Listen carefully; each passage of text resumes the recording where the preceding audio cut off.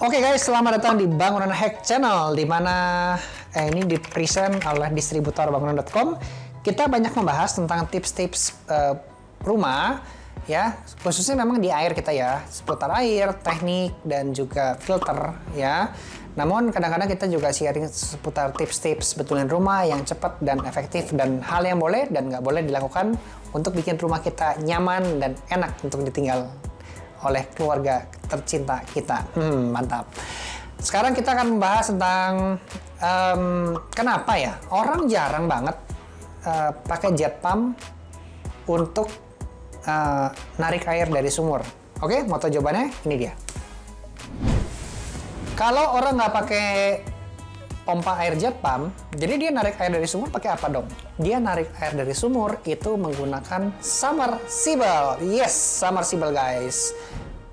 Submersible. Submersible adalah pompa yang nyedot air dari sumur. Kemudian dengan memiliki spesifikasi yang menurut saya itu lebih unggul ketimbang menggunakan jet pump. Ya, jadi untuk pompa air itu kan ada 4 tipe ya. Pertama sumur dangkal nih, sumur dangkal. Terus mau lebih dalam dikit, kita pakainya semi jet. Oke, semi jet. Terus mau lebih dalam, kita pakainya jet pump. Nah, jet pump ini di tahun 2000-an, kalau Anda angkatan 2000-an, ya 2001, 2, 3, 4, 5, maka ini menjadi sebuah tren yang sangat bagus. Orang pada pakai jet pump untuk ngambil air dari sumur untuk disedot ke toren, ya, seperti itu ya. Kalau zaman sekarang di tahun 2010 ke atasnya, orang lebih prefer kena pakainya submersible. Oke, jawabannya kenapa?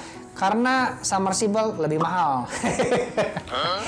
Ya, benar. Ini submersible lebih mahal, guys. Ya, ketimbang jet pump, submersible jauh lebih mahal.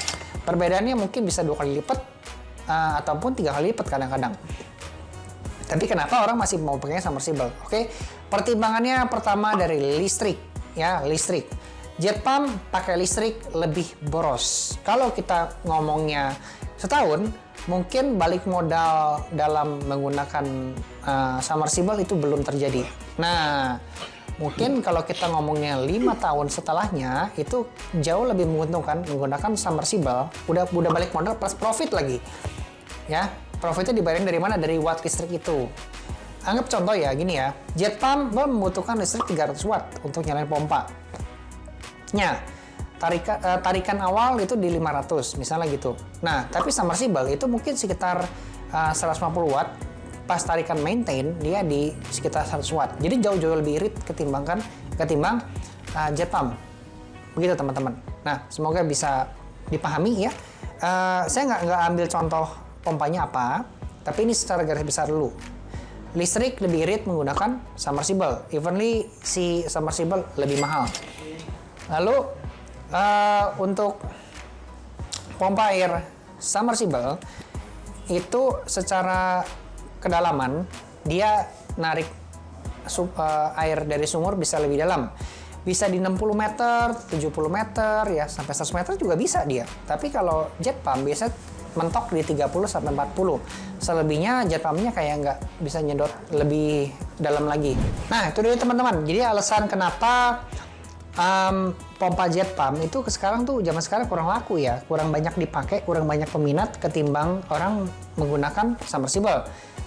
Listrik, kemampuan menghisap dari sumur, dan kalau ngomongin daya tahan sih, I don't know ya, tergantung pemakaian sih. Tapi sih biasa pertimbangan orang dari 2 hal ini nih. Zaman sekarang kan mungkin air lebih susah ya. Kalau kita hanya mengharapkan sedotan dari sumur dengan kedalaman yang cuma 30 meter, takutnya kalah dibandingkan tetangga yang dapat sumurnya 60 meter. Tentunya kalau dari 60 kan mereka akan lebih dapat duluan ya airnya. Tiba-tiba kalau mereka makainya boros, kita nggak dapat, ya ujung-ujungnya kita nggak ada air di rumah. Gitu sih pertimbangannya teman-teman ya. Oke, semoga bisa menginspirasi. Itu alasan kenapa orang lebih memakai submersible ketimbang si jet pump. Kalau Anda masih mau memakai jet pump, alasannya cuma satu, ya.